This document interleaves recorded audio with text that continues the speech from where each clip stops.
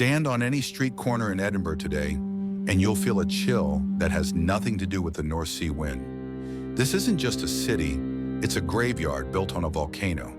While London was a flat marshland tamed by Romans, Edinburgh was a jagged, vertical fortress that refused to be conquered. Today it's famous for its festivals and its Gothic beauty, but beneath the cobblestones lies a history of literal underground cities, body-snatching syndicates, and a level of filth so extreme it earned the name Auld Reekie. For centuries, we've had to imagine what these earlier versions of the city actually looked like through artist sketches and faded engravings. But now, using AI trained on historical imagery, we can take those original drawings and see them as they might have appeared in real life. The smoke rising from medieval chimneys, the shadows moving in the vaults, and the grit on the faces of the people who lived here. You're about to witness over 3,000 years of history in one video. Sit back and relax as we journey through the incredible evolution of the capital of Scotland. Let's go back to where it all began. Part 1. The Fire of the Earth. The story of Edinburgh doesn't start with a king or a conqueror, but with a massive geological catastrophe. 340 million years ago, the land we now call Scotland was a chaotic landscape of tectonic shifts and volcanic fury. A massive eruption tore through the Earth's crust, spewing molten basalt across the plains. When the lava cooled, it left behind a jagged, impenetrable plug of rock, a natural pedestal standing hundreds of feet above the surrounding marshes. This geological crag would eventually become the foundation of Edinburgh Castle. For millions of years, the rock stood silent, shaped by retreating glaciers that carved out a long, sloping tail of debris to the east. This crag and tail formation created the perfect natural ramp, a strategic dream for any warrior looking to defend a territory. For the first humans who reached this land after the Ice Age, it was the ultimate high ground. By 850 BC, in the heart of the Bronze Age, a tribe known as the Gododdin recognized its potential. They established a hill fort here called Din Aidin, the Fort of Aidin. These people were the ancestors of the Picts, the Painted Ones.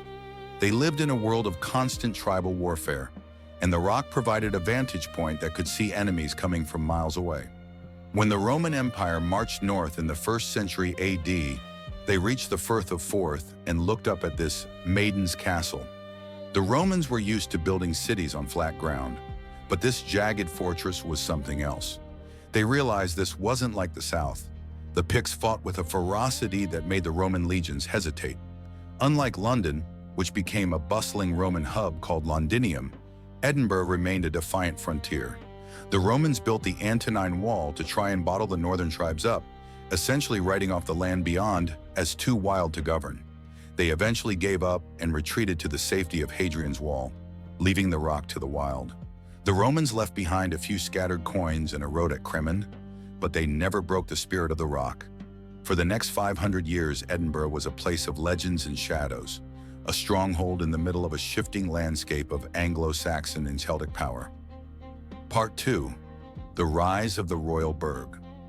As the Dark Ages bled into the Middle Ages, Edinburgh began to transform from a tribal fort into the beating heart of a kingdom. In the year 1093, Queen Margaret, later Saint Margaret, died in the castle after hearing of her husband's death in battle. Her son, King David I, would go on to change the city forever.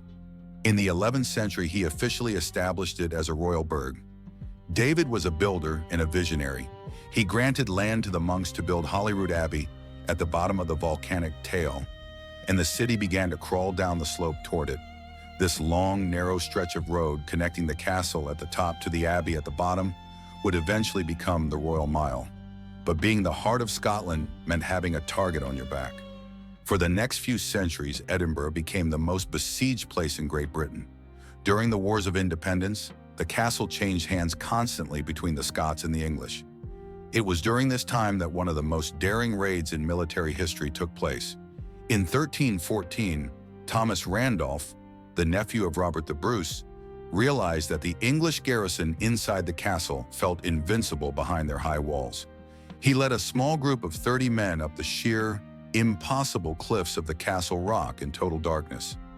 Guided by a man who had used the secret path to visit a girlfriend in the city below, they climbed the vertical basalt and surprised the English guards. It was a time of blood and stone, and to protect themselves, the citizens eventually built the Flodden Wall. But this wall, meant for safety, would become a golden cage that turned Edinburgh into the most claustrophobic city in Europe. Part 3. Auld Reekie, the Vertical Nightmare. By the 1500s, the population of Edinburgh was exploding, but because of the Flodden Wall and the deep ravines on either side of the ridge, the city couldn't expand outward. With no space left on the ground, Edinburgh did something no other city in the world was doing. It built the world's first skyscrapers. These were massive stone tenements, reaching 10, 12, and even 14 stories high. To the travelers of the time, the skyline looked like a jagged mountain range of stone. But inside, life was a nightmare. Thousands of people were packed into narrow closes, alleyways so thin that neighbors could reach out their windows and shake hands across the street. These alleyways were also the only drainage system the city had. Because there was no plumbing, these buildings became vertical slums. The elite lived on the middle floors, while the poor were crammed into the damp cellars and the freezing attics. Every night at 10 p.m., the Gare-de-Lou cry would ring out. This was a corruption of the French Gare de l'eau, meaning watch out for the water. It was the only warning you got before a bucket of human waste was hurled out of a high window. The waste would run down the steep hills into the Norloch, a man-made lake at the foot of the castle that had originally been created for defense. But by the 17th century, the Norloch was a stagnant, black pool of sewage, industrial waste, and animal carcasses. The smell was so thick that you could almost taste it miles away, giving the city its permanent nickname, Auld Reekie, or Old Smoky. Yet in the middle of the stench, a dark obsession was taking hold of the royal court. Part 4. The Shadow of the Witch King. James VI was a man of high intelligence and deep, paralyzing fear. He was obsessed with the idea that the world was being governed by secret, satanic forces.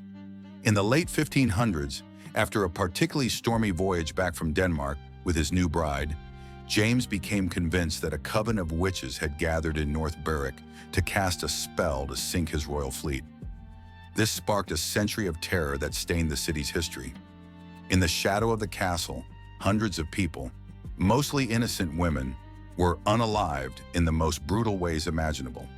They were subjected to pricking, where a professional witch hunter would stab their bodies with long needles to find a spot that didn't bleed, which was supposedly the mark of the beast. If you confessed, you were strangled and burned. If you didn't confess, you were tortured until you did. It is estimated that over 1,500 people were lost to this hysteria in Edinburgh alone, a staggering number compared to the population at the time. The city was a place of extreme contrast. Royal opulence in the Palace of Holyrood House at one end of the street, and the smoke from the witch burnings drifting past the tenement windows at the other. Part 5. The Act of Union and the Enlightenment. In 1707, the world changed again. The Act of Union merged the parliaments of Scotland and England. Many in Edinburgh felt this was a betrayal, a bought and sold deal that stripped Scotland of its independence. The city erupted in riots, and the center of political power shifted south to London. For a moment, it seemed Edinburgh would fade into a ghost town, a relic of a dead kingdom. But instead, the city underwent a mental revolution. This was the Scottish Enlightenment. In the smoky taverns of the High Street, men were beginning to question everything. Adam Smith was writing The Wealth of Nations, David Hume was challenging the foundations of religion, and Robert Burns was giving a voice to the common man. They wanted to escape the filth and shame of the Old Town, so they launched one of the most ambitious urban planning projects in history, the New Town. The New Town was a masterpiece of Georgian architecture, wide, symmetrical streets, open squares, and neoclassical buildings. It was a vision of order and reason designed to rival Paris and London. But as the wealthy moved into these sunlit townhouses, the darkness of the Old Town wasn't finished. It was just moving underground. The divide between the Athens of the North and the City of the Dead was about to become literal. Part 6. The City Beneath the Streets. While the elite were discussing philosophy in the new town, the poor were being pushed into the very foundations of the city.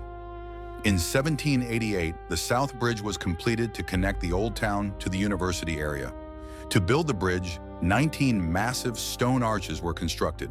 However, the city was so crowded that shops and houses were built right up against the sides of the bridge, sealing the arches off from the outside world. These arches became the South Bridge Vaults. Originally intended for storage, they quickly became a hidden city for the desperate. Entire families lived in total darkness, breathing in air thick with sewage fumes.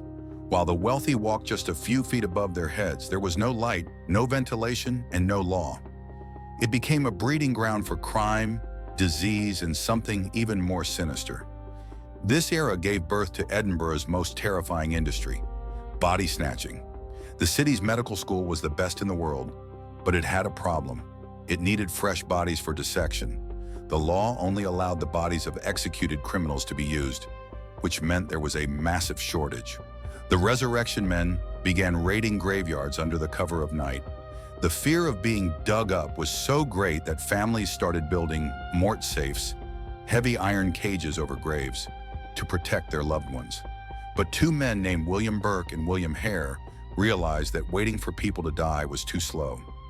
Over the course of a year, they lured at least 16 travelers into a lodging house in the West Port, smothered them to leave no marks on the body, and sold the corpses to the famous anatomist Dr. Robert Knox.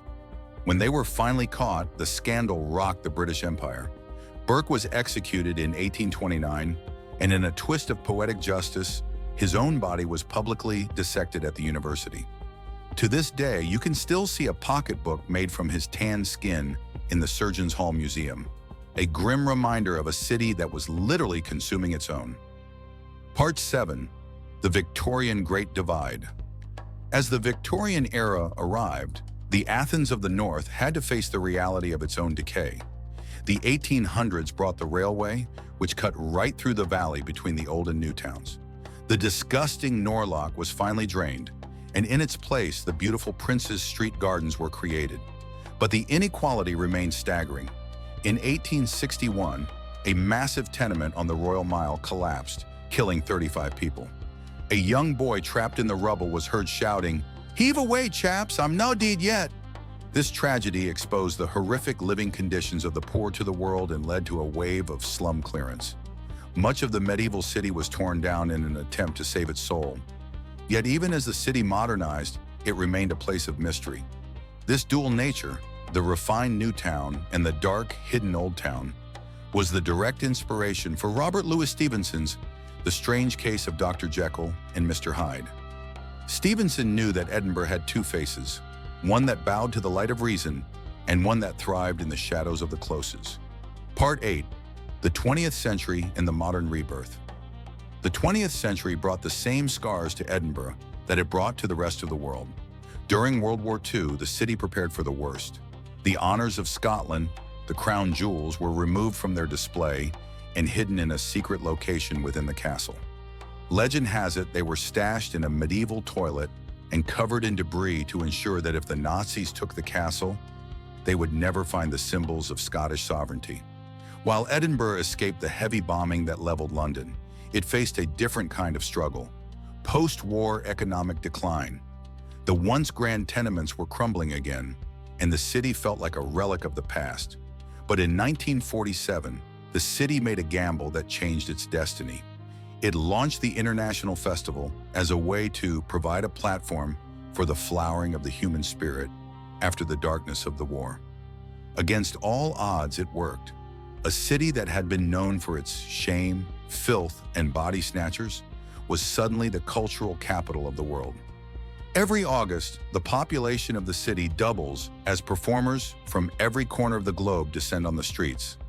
But even today, the old reeky of the past is never far away. You can go on a ghost tour in the vaults and see the marks on the walls where the poorest citizens once lived in darkness.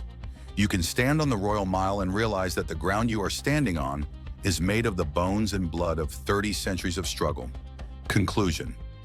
Edinburgh is a city of layers: geological, architectural, and moral. It's a place where the Enlightenment was born in the middle of a slum, where the world's greatest medicine was built on the back of murder, and where a volcano was turned into a fortress. It's messy, it's haunted, it's beautiful, and it has been that way for 3,000 years. Every time the city rebuilds, it keeps a piece of the past alive in the stone. That is what makes Edinburgh, Edinburgh. Thanks for watching. Creating a deep dive history like this takes an enormous amount of research and a passion for the stories that the textbooks often leave out. If you enjoyed this journey through the City of the Dead, I'd really appreciate it if you'd hit the like button and subscribe for more explorations into the past. And let me know in the comments, after hearing about Burke and Hare, would you ever trust a lodging house in the Old Town? As always, we'll see you in the past.